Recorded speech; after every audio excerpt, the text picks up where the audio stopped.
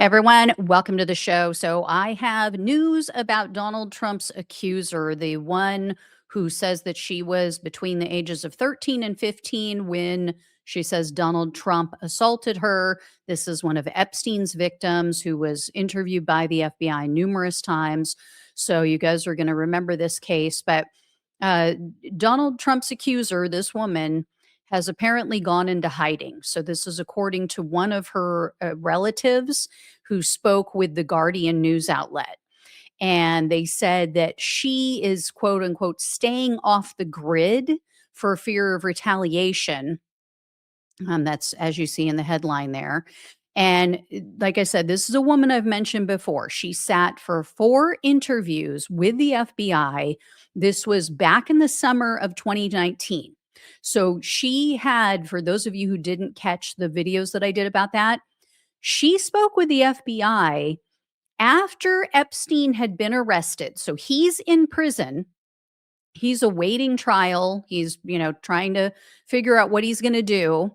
And she goes and apparently she and a friend of hers both reached out to the FBI at that time and said, "Hey, I know something about this guy." So the friend recounted her story to the FBI because she had shared the story with the friend, and then she also recounted her story to the FBI. So she met with the FBI, as if I remember correctly, it was 2 times prior to Epstein's death. And then she met with them 2 additional times after they found him dead in his cell. So, is this a coincidence? Right? Like, what are the odds that this woman who told a friend told a friend enough about Epstein that the friend reached out to the FBI, but this woman meets with the FBI, tells them not only what she knows about Epstein and about Epstein abusing her, but also starts telling them about Trump abusing her.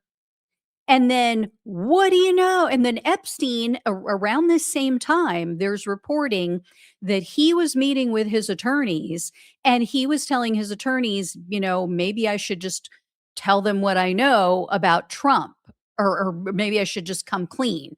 Excuse me, I take that back. He didn't say, maybe I should tell them what I know about Trump. He said basically something to the effect of, maybe I will cut a deal. Maybe I'll cut a plea deal with them and tell them, give them some information, right? We all know, or we assume, that some of that information would include information about Donald Trump because they were so close. They were best friends, according to Epstein, for about a decade. We know that Donald Trump was at his property based on an email that came out. We know that Trump was at his property with Virginia Giuffre, or at least someone matching her description, privately, alone for a while. There's no allegations that he did anything with Virginia Giuffre, but we do know that he went to to his property. He went to his property multiple times in New York. And that's where one of his victims alleges that she was assaulted at 13 years old. Okay. Don't know if this is the same woman, but these are the allegations. So, again, what are the odds that Jeffrey Epstein is thinking about cutting a deal? This woman is now spilling dirt on Donald Trump, and he ends up dead in his cell. Yeah, I'm sure the timing was completely coincidental, right? Not like Donald Trump was in control of the FBI and the Bureau of Prisons at that time. Anyway, so this relative told The Guardian this. They said, trauma is brutal, chronic trauma destroys. And then it says she went on to describe how this woman had other abuses throughout her life, dating all the way back to her early childhood. And the family member said she's coping as best she can. Okay, so family knows about this. The family, apparently, at least this one family member is aware. of these allegations and knows that this woman was traumatized as a child, or at least allegedly traumatized, and by Donald Trump, by the way. And then they explained, like I said, she had other traumas, which is very common, very, very common with abused children, that you will see multiple abuses, which sets them up for the next one. It makes them more vulnerable to the next one. Their self-esteem drops. They think that they're, not deserved of being treated properly.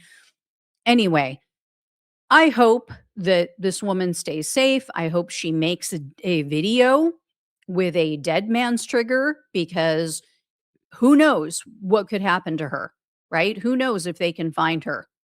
Now, the family member refused to divulge, obviously, where she is. But, you're talking about Donald Trump. You're talking about the president of the United States, who has allies around the globe. So I wish there was some way we could help her. I really do. Anyway, for anyone who didn't catch my last video about this is all now coming to the surface again, because there's a former MSNBC host who happens to be an attorney. Her name is Katie Fang. She filed a complaint with the court because of the DOJ withholding documents, because they've redacted so many Epstein files that they released. So Fang rightfully pointed out, the DOJ is violating the Epstein Transparency Act, which the House and Senate passed last year. So the judge gave the Justice Department until tomorrow, July 2nd, to redact and release everything. The judge said, or you have to explain at least why these documents need to remain under seal, how they fall outside of the purview of that Epstein Transparency Act, and or you need to explain why they need to remain redacted. And as of now, the DOJ hasn't released the FBI notes that are related to this case. These are the notes that the agents took during this woman's interviews. So they've released the FBI reports, which are called 302s. That is just a summarization. That's a summary of however the agent decided to, summarize what this person told them. But the notes, apparently, according to people who have seen them, have a lot more detail and a lot more information about potential witnesses, people that she told at the time. So, anyway, I also wanted to tell you, here's what else the Guardian had reported. So they said, and this is really key, the FBI never brought charges against any individual in connection to Jane Doe 4's allegations. That's this woman. And there is no indication the FBI investigated Jane Doe 4's claims after concluding its interviews in August 2019, when Trump was serving his first term as president. The woman cut off her FBI contact, telling agents she believed she was being followed, according to the FBI report of the final interview. So, very concerning that she thinks somebody's following her after she meets with the FBI. And then the Guardian also spoke with the attorney who was representing her, or actually, I guess he represented her during 2 of the 4 interviews. I don't know why he didn't represent her in all of them, but anyway, they wrote this.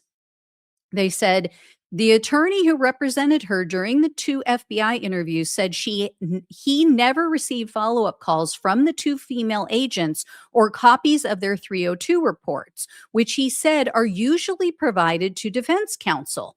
The Guardian is not naming the attorney, who practices in a small family firm, or his location to protect the alleged victim's identity.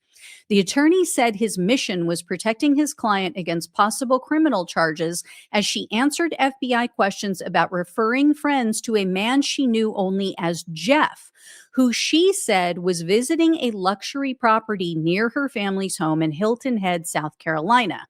The woman told agents she told a few friends on the beach about an older man who could supply drugs and liquor.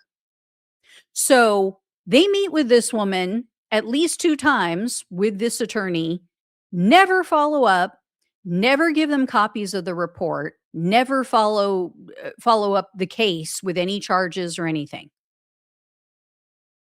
Yeah, that seems normal, right? Almost as if they expected this whole thing to die with Epstein. Hmm. In any case, so we'll see what Blanche comes up with, Todd Blanche, the acting attorney general, what excuse he comes up with now for continuing to bury this information. So I'll keep you guys posted on all of this. But yeah, just so obvious that they are playing defense for Donald Trump, that they're hiding something for him. So anyway, thank you all so much for watching and listening. Please like, share, and subscribe. Please donate if you can. Love you all. Take care. Talk with you soon.